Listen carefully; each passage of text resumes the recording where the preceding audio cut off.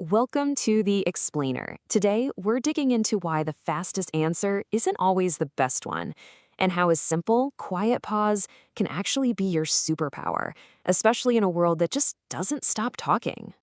I mean, let's be honest, our world absolutely celebrates the person of action, right? The quick thinker, the one who always has their hand up first.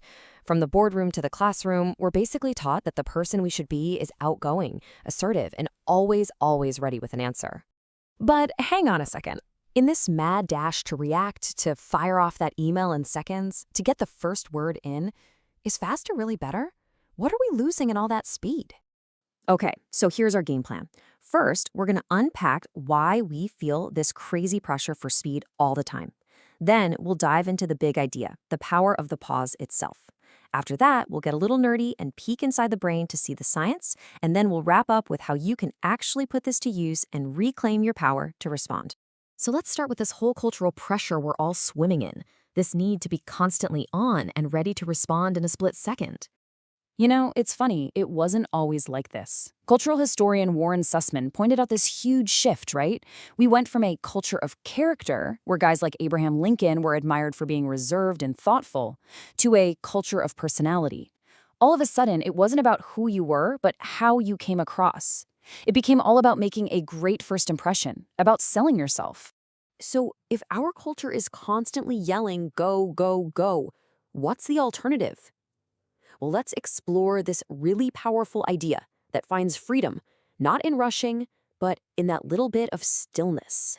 This quote right here, this is pretty much the heart of our entire conversation.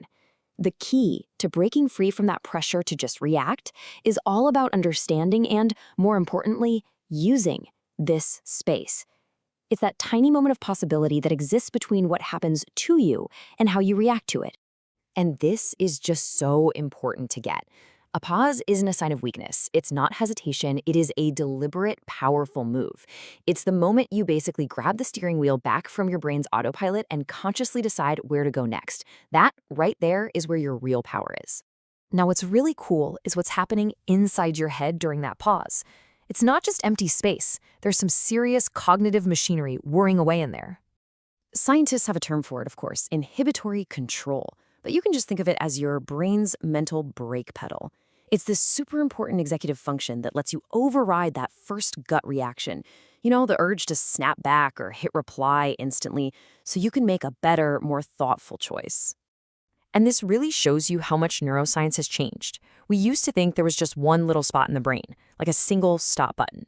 But what we know now is that it's not one spot at all. It's a whole network. A whole team of different parts of your brain working together that gives you that incredible power to pause and think. So this brain network gives rise to two very different ways of moving through the world. As we go through them, just think, which one sounds a little more like you? Research has found these two basic styles. You've got the impulsive style, super fast, quick on the draw, but often makes more mistakes. And then there's the reflexive style, slower, sure, but way more deliberate, and in the end, more accurate. The big takeaway here isn't just about fast versus slow, it's about accuracy over just pure speed. Psychologist Maria Konnikova just nails this idea. She says that most of us, by default, have lazy thinking habits. We're more reactive than proactive. She uses Sherlock Holmes as the perfect example of what she calls reflective alertness, which is actively fighting that lazy impulse and choosing to observe carefully instead.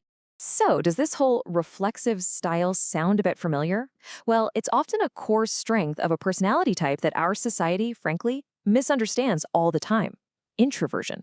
Now, it is so crucial to understand what introversion actually is. It is not a flaw. It's not something that needs to be fixed. It is simply a preference for environments that aren't so loud and overwhelming. It's about how you recharge your batteries. And we have to make this distinction. Introversion is not the same thing as shyness. Not at all. Shyness is about the fear of being judged, and that's painful. Introversion is just a preference for less stimulation. It's not painful. You can be a totally confident, completely non-shy introvert. And this preference for thinking before you act, for using that pause, it leads to some incredible superpowers.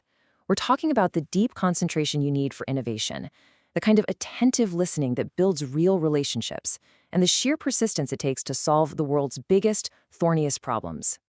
But here's the best part. You don't have to be an introvert to use this power, not by a long shot. The reflexive style is a skill you can build. So let's look at exactly how you can start cultivating the power of the pause in your own life. It's really just a simple 3-step process. First, just notice the trigger, that email, that comment, whatever it is that makes you want to jump.